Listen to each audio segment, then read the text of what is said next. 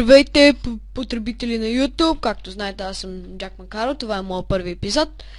И сега ще ви покажа първи епизод от моята поредица за Hardcraft. Това е от най-големия, това е най-големия известния сървър в България, поне за сега на Minecraft. Аз съм се развил, аз не съм се развил, братовчет ми се е развил, може да го познавате, The Gamer, и с още 1000 ника има. Какво да ви кажа за себе си? Почвам да снимам, нали, в Hardcraft. Честно казано, ще ви покажа PvP. Това е моята малка... Много обичам PvP, защото примерно всеки тук първи играч, всеки играч тук е хакер.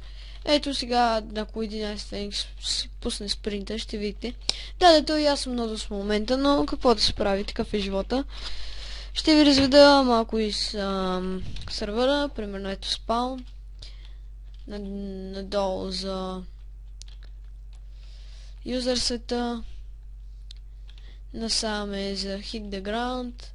Насам е за супер юзер света. Насам е за PvP и за тук е за майнер.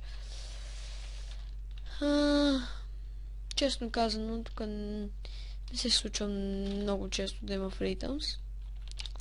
Но те някакви бочета си правят някакви такива. Сега ще ви покажа нещо. Ще ви разведа из Warp Miner.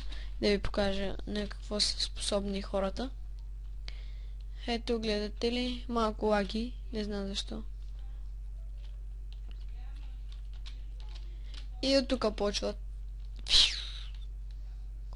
Това е просто за кадър. Да. Аз съм с Texture Pack Faithful.